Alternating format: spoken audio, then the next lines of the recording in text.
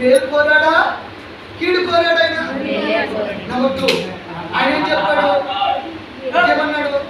తండ్రి మీరేమి చేస్తున్నాడు? ఒక అప్పుడు రాళ్ళు వేసి విసురుతున్నాడు, మరొకడు బల్లతో పొడుస్తున్నాడు, మరొకడేమో ఉమ్ము రాస్తున్నాడు, ఒకడేమో పొడవతో కొడుతున్నాడు, ఒకడేమో మొయ్యలేని భారాన్ని పెడుతున్నాడు, శిల్పురాన్ని పెట్టాడు, మరొకడేమో యూతు రోజు అయితే నీవు రక్షించుకోమంటున్నాడు.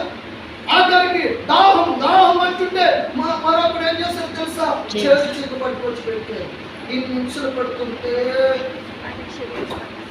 గొర్రె పిల్ల వచ్చి కత్తిరించి వాడి దగ్గర గొర్రె పిల్ల ఎంత బాగుంటుందో యేసయ్య కూడా ఆ కఠిన ఆత్మల మధ్య, ఆ విషపూరితమైన ప్రజల మధ్య ప్రేమనే చూపాడు గాని, ప్రేమనే చూపాడు గాని, దయా చూపాడు గాని ఎవరికి ఇబ్బందికరా?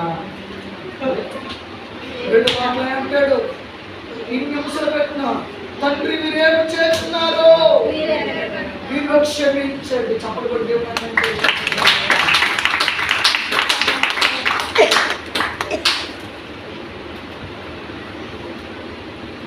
మనం కొంచెం ప్రాక్టికల్గా తీసుకున్నామండి. ఒక్కొక్కసారి మన లైఫ్లో మన జీవితంలో తెలుసో తెలియకో మిస్టేక్లు జరుగుతూ ఉంటాయి. అపరాధం వల్ల మిస్టేక్లు జరుగుతూ ఉంటాయి. జరిగినప్పుడు ఏం చేయాలి తెలుసండి? క్షమించగలిగిన మనసుతో రిజిస్ట్ అయిపోతుంటా. హల్లెలూయా. ఏ మనసు అండి? క్షమించగలిగిన మనసుతో రిజిస్ట్ అయిపోతుంది. అది క్రైస్తవుడు చేయగలిగిన మంచి పని. నువ్వు కానికేస్తున్నావే, ఆ కానికంటే శ్రేష్టమైంది. నువ్వు పరిచయం చేస్తున్నావే, ఆ పరిచయం కంటే శ్రేష్టమైంది. నువ్వు గంటల తరబడి ఉపవాస ప్రార్థన చేస్తున్నావే, అంతకంటే శ్రేష్టమైంది. హల్లెలూయా. హల్లెలూయా. హల్లెలూయా. పరిచయంలో ఏమండి ఉన్నతమైన ఉపదేశం కింద కట్టబడుతున్నటువంటి నా స్నేహితులారా, మీ అందరూ ఒక సవాల్సి చెప్తున్నా,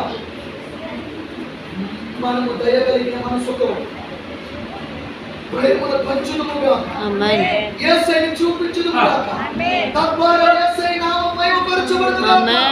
అది ఇప్పటికి సంతోషపరచబడాలి. ఈ సమాసము జరగాలి. నువ్వు ప్రారంభిస్తే, అది నువ్వు చేయగలిగితే, దాన్ని నువ్వు ఇష్టపడితే, దాన్ని నువ్వు చేయగలగడానికి నువ్వు ఇష్టపడగలిగితే నిన్ను బట్టి మరొక కొందరు కాదు, మరి కొందరు చేయగలుగుతారు. దేవుని స్తోత్రం. హల్లెలూయా. హల్లెలూయా. హల్లెలూయా. ఒక మాట చెప్తున్నాను, దయగలిగిన ఒకరు హల్లెలూయా. ఆ మంచి మనసు ప్రభు మనకి ఇచ్చుగాక. ఆయన ఇచ్చేసాడు. దాన్ని ఏం చేసుకోవాలి? మన కాపాడుకుంటా పొందుకుంటుగాక. 2వ మాట చెప్తా రండి.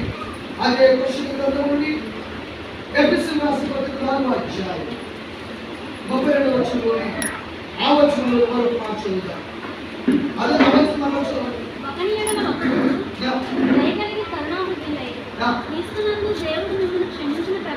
దేవుని క్రీస్తునందు